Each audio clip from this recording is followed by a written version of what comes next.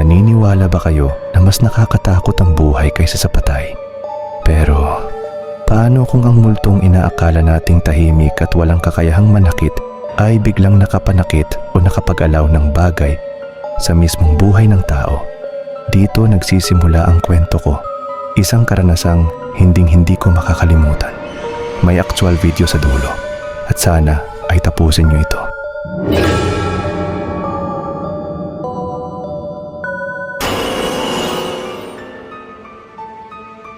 I am Rai, 23 taong gulang. Ayaw ko na lang sabihin kung saan itong boarding house kasi baka malaman ng mga ka-boardmate ko. Alam na alam nila ang story na ito. Basta, somewhere in Visayas lang. Nagsimula akong tumira sa boarding house noong 2022 kasabay ng balik face-to-face classes after ng pandemic. Third year architecture student ako noon. Napunta ako dito kasi dito tumira ang kuya ko bago siya malipat ng trabaho. Siyempre, pumayag ako agad kasi malapit lang sa university ko at sobrang mura pa ng renta. Yung renta ay kasama na doon ang tubig at kuryente. Pero bago ako lumipat, nagkwento si kuya ng kung ano-anong kababalaghan tungkol sa boarding house. Sabi niya, sanayin mo na sarili mo ha. Siyempre ako naman na hindi pa nakaka-experience ng multo, tumawa lang. Sus, hindi nga ako nakaramdam sa bahay kahit pag gabi-gabi akong nagpupuyat sa plates. Tinawanan niya lang ako, pero ngayon alam kong may ibig sabihin pala yun. Paglipat ko, first impression ko talaga sa bahay ay weird at creepy niya. Para siyang typical horror house sa pelikula. Luma, madilim, at may kakaibang presensya na nararamdaman mo pagpasok mo pa lang. 2 floors. Sa ground floor ang may-ari. Sa second floor ang 3 rooms na nirentahan. May shared TNB, kitchen, at sobrang konting bintana. Kaya ang dilim-lilim sa loob. Sa unang buwan, wala talagang nangyari. Normal lang. Pero pagdating ng second month, doon na nagsimula ang lahat. First experience. Noong 11:00 ng gabi, nag-CR ako. Habang nakaupo ako, may narinig akong pabalik-balik na yapak sa labas. Rinig na rinig ko talaga. At ang weird lang talaga, hindi pa abante at paalis, kundi paikot-ikot, parang hindi mapakali. Dahil curious talaga ako that time, bubuksan ko sana ang pinto. Pero bago ko pa magawa, tumigil ang mga yapak sa mismong harap ng pintuan. Tapos may boses. May tao ba dyan? Boses ng matandang babae, yung may-ari ng boarding house. Malakas, malinaw. Kaya sinagot ko, "Oo, Lola. Si Rai at to." Narinig kong lumakad siya palayo. Pagbalik ko sa room, ikinwento ko sa mga kasama ko. Nagulat sila, pero ang mas nakakakilabot, sumagot ang apo ng may-ari. Nasa room namin nakatira ang apo niya. "Sinong Lola?" Napakunot noo ako. "Ha? Anong ibig mong sabihin?" Sagot niya naman ay, umuwi si Lola sa probinsya dahil mag-harvest ng palay at bukas pa siya uuwi. Kinalibutan talaga ako pati na rin mga kasamahan ko. Ayaw ko talaga maniwala kaya pinakita pa niya yung convo nila. Para masigurado talaga ay pinuntahan namin ang room ni Lola sa baba. Pagtingin namin ay nakalock. Walang tao. Kaya nagsitakbuhan kami pabalik sa room namin. Doon na nagsimula ang sunod-sunod na kababalaghan. Araw-araw na pagpaparamdam. Dahil sa plates, madalas akong aabutin ng madaling araw ng gising. At halos gabi-gabi, may kakaiba. May nahuhulog na gamit kahit tulog lahat. May kumakatok, may kaluskos at lagi kong nararamdaman na may nakatingin. Pero dahil loaded sa requirements, iniisip ko na lang na pagod lang ako. Mas nakakatakot mabagsak kaysa mamulto. Another experience, ceiling fan. Nagkukwentuhan kami ng kasamahan ko sa room tungkol sa horror experiences. Ang saya pa namin hanggang umabot kami sa experiences namin sa boarding house. Iba't ibang tao, iba't iba ng karanasan at nang biglang nag-off ang ceiling fan. Walang brownout, ilaw naka-on. Kaya nagulat kami. Nag-on ulit ang fan, nag-off ulit at nag-on na naman.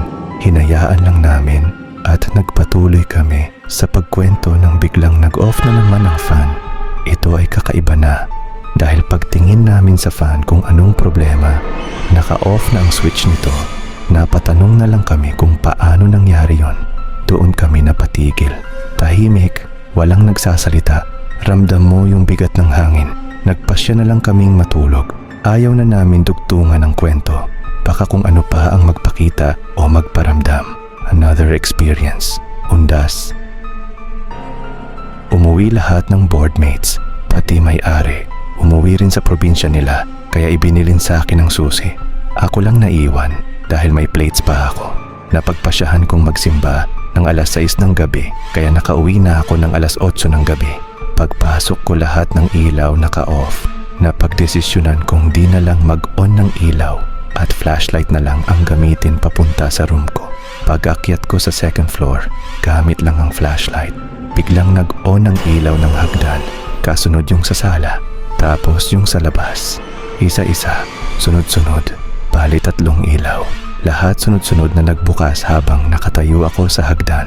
Dali-dali akong bumaba, baka may tao, dahil nasa baba din ang mga switch nito. Pagkatingin ko ay walang tao. Nakalak ang pinto. In-off ko na lang lahat ng mabilisan at dali-daling pumasok sa room ko. Another experience, ang bangungot at ang oras. A month before graduation, 2 na lang kami sa room kasi bakasyon na ako at si Kuya Guard. Pag night shift siya, mag-isa lang talaga ako at doon ako nagkaroon ng bangungot. Di lang 1 beses, kundi 2 hanggang 3 beses a week pa. At ang weird lang kasi nagigising talaga ako sa mga gantong oras. Alas 1, 11, alas 2, 22 at alas 3, 33. Halos 1 buwan din akong nagigising sa ganyang oras araw-araw. Hindi ko alam ang ibig sabihin, pero sobrang weird. Baka alam nyo. Pasabi naman kasi curious pa rin ako until now. Another experience. Ang pinaka-kinakilabutang gabi.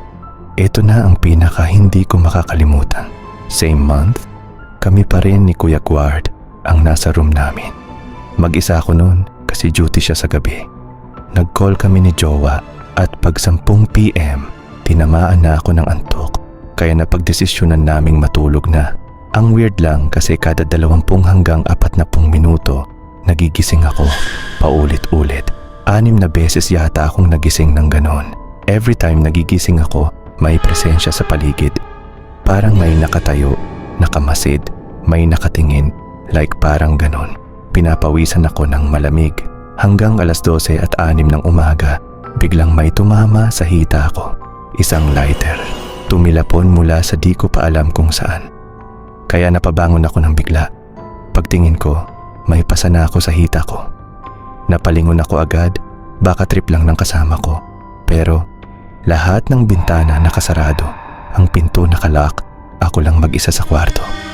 Doon ko na-realize, may ibang bumato sa akin, multo, entity, di alam talaga.